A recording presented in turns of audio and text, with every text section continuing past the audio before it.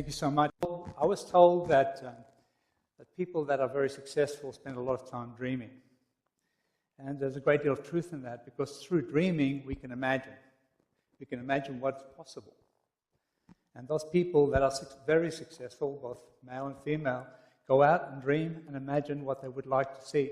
So they have a vision, and then they set that vision to a goal and to an objective. At our company too, we spend quite some time dreaming. Some would say a little bit too much time. But we spend time dreaming about what is possible. And then we come back and we challenge our team to try to achieve those targets. My presentation today is just not for the technocrats. They're for the dreamers, for the innovators, for the people that can imagine what hasn't been imagined. If we could just take for a moment and reflect back to some of the great innovators of the past, the people that could dream. You know, people like Alexander Graham Bell, and Leonardo da Vinci, and people of that ilk that were being told constantly, yeah, you can dream it, but, you know, or imagine it, but it ain't going to happen. And some were convinced in a not too polite way to just give that away. But I do ask you for a moment to just dream with me for a little minute. Dream about the possibility of actually printing a human organ. Printing a heart that could potentially include its own power source. My heart's really dreaming, so when your heart wears out or any other part of your body, you could go out and just hit a button and get a new one. Well, you know, the fact, of course, is you don't have to dream anymore. It's happening today. Today, there's a lot of development going on in creating new livers that actually work. This is not imagination. This is not about tomorrow. We have an innovation here too, which is magic. And if I point at that, we change the slide. And then we point at it again, and we change the slide again. And we talk about the dreaming that's necessary. It's been said that we're living in an unbelievable time of change. And I happen to agree with that. It's like the Industrial Revolution on meth. If you understand, we used to say speed, by the way, but meth, I'm told, is much more popular today. If you imagine the turmoil that the Industrial Revolution brought to the world, this technology offers the same opportunity. You see the finger? It's magic. Ever since the Industrial Revolution, it's been said many, many times that imagination is absolutely critical. Because even in the Industrial Revolution, when new equipment, new possibilities came about, it was only imagination that brought it forward. If we stick with what we knew, we wouldn't move forward. And I suppose it acknowledges Einstein's often quoted request, is imagination more important than knowledge?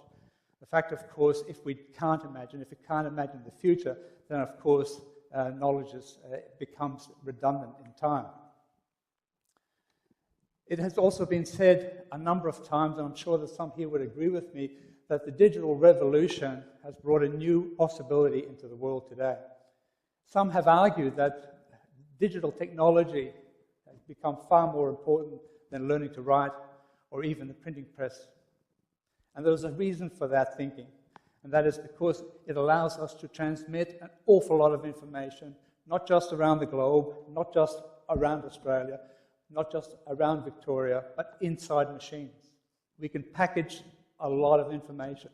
When you think about your little iPhones that we've all got and the capacity of that already. So I contend that the world is poised, it's on the cusp of massive change. Didn't work that time. Today, with 3D printing, the technology allows us to print in any complex geometry. Now, for those engineers amongst us, and there's a few here, they will say, oh, you know, that's not possible. But the reality of 3D printing is that you lay it down one layer at a time. And that makes printing almost anything possible. And today, as we speak, they are printing in nylon, in glass, in chocolate, for those people that like chocolate, not many of those, and of course titanium and other things. I didn't actually point, but I'm happy you changed that. Thank you. Barack Obama, when he first came to office, said that 3D printing would revolutionize manufacturing. He saw that almost as one of his most immediate demands to change American manufacturing. So he put in hundreds of millions of dollars in the first year. This year alone, he's put in another $1 billion in just developing this technology. So is 3D printing the next industrial revolution? That's a big call, I know.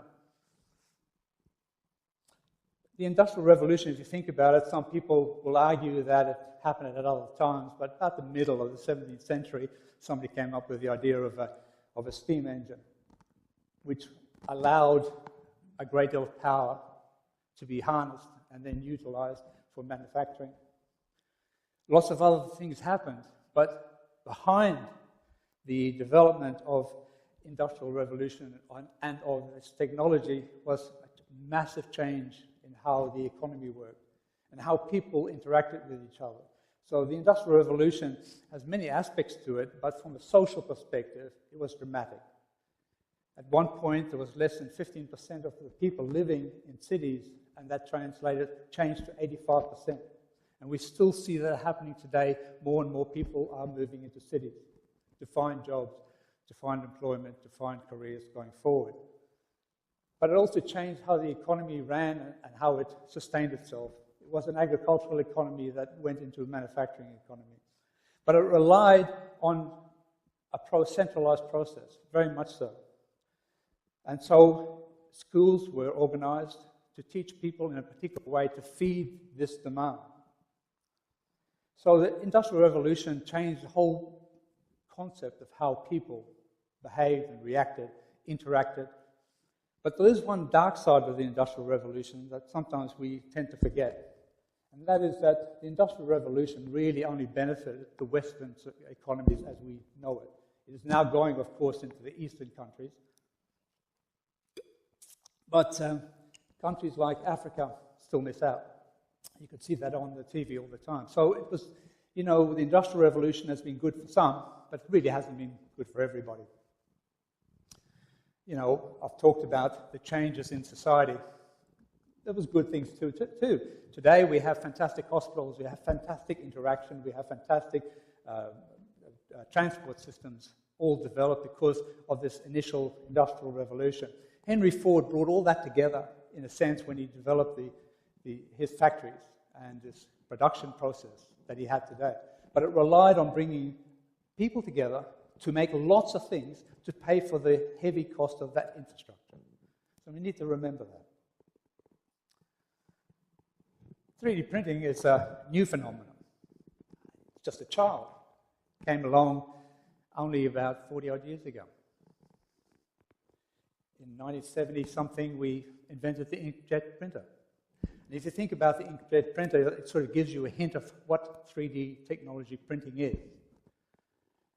About 10 years or so later, someone innovated because he dreamed about what was possible. We've got this inkjet printer that just puts a powder or an ink on a piece of paper, and he asked himself the question, what if we just keep adding to it?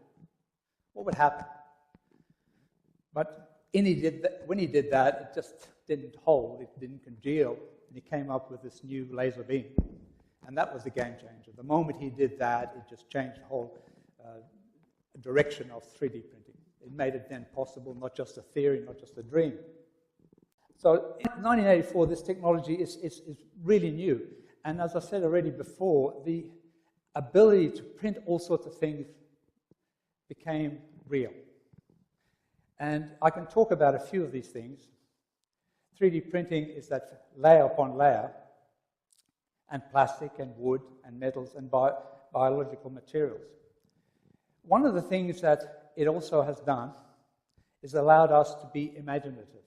And here's a very simple example of a 3D printer, and I think it will just reinforce what 3D printing is. Here we see a pancake mixture being just printed onto a warming plate.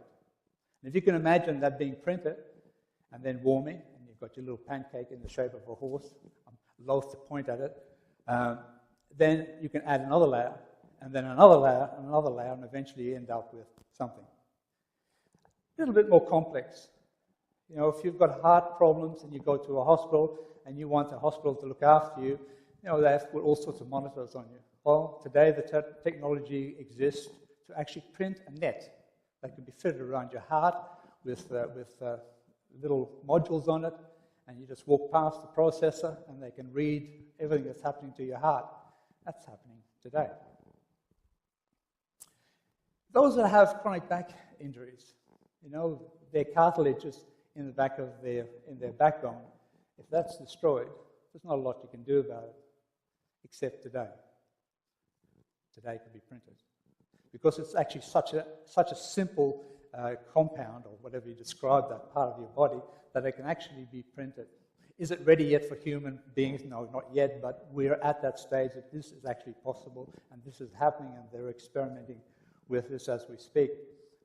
Now, the toughest challenge that anyone could face ever is trying to print makeup. For those people that are into makeup, and I can see some gentlemen here that are, this is a challenge. Today already we're printing and can print. This is not something you have to dream about or imagine. This is this machine that you're seeing there. See, that's how you point. You see this machine, and that it can print to any color, any shade, lipstick, powder, whatever else you want. The car that you see there actually went around Hockenheim racing circuit. Those people that know Hockenheim know it's a huge track, infamous, sadly. It's cost a lot of lives. This vehicle actually drove around it and actually broke speed records in doing so. It's totally printed, except for the engine, except for the wheels, except for the tires. It's totally printed in 3D technology. That was 3 years ago. Today, you can print that car, including the tires, including the wheels, including the engine. It can be done. Technology exists, and prototypes have been built. Exciting? Are you excited? You think this is fantastic? You're being very quiet. Yeah? So now I can point at it again. This is actually the most exciting innovation, I think, because it actually validates the comments that are being made today about what 3D printing can do. As electronic circuit board. I'm too old to understand that technology, but I'm sure there's a few amongst us that can understand what that means. When you can actually print a working circuit board. It is amazing. Now, there was a company that was really excited about it and went on TV and said, in 3 years' time, we will have a printed circuit board. They said that about a month ago. 2 weeks ago, a company came out and launched their 3D circuit board. And they said that we've done all the research, we know all about it, and I can just give you some example. This is actually printed on our printer. When we printed this the first time about 2 months ago, this was it. You know, we were sort of excited, absolutely printed. Now we've developed far enough, we can open the doors, we can take it apart, we can open the windows. So even in our short little time with experience of it, people don't believe this, but this is printed. We didn't touch it, but this is printed. You can have a nut on there or whatever else, just to give some idea of what's happening in this technology. These little things are all interconnected, and you turn one and they all turn. This wasn't put together, this was printed as such.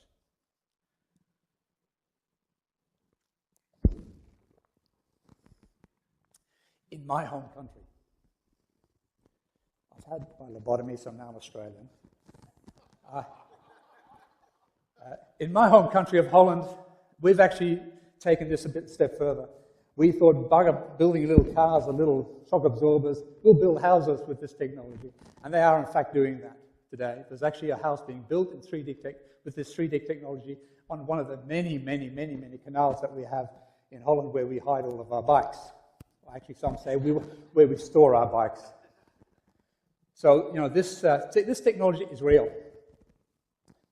I didn't realize how fast time went. Don't tweet it. I didn't mean that, because that's a good shot for those that are interested. I mean, there's not many, but there are a few that would be interested in this particular one. And this is actually, a huge amount of clothes this young lady is wearing is actually printed. It's amazing, isn't it? It gets a bit cold in winter, but other than that, pretty good. So,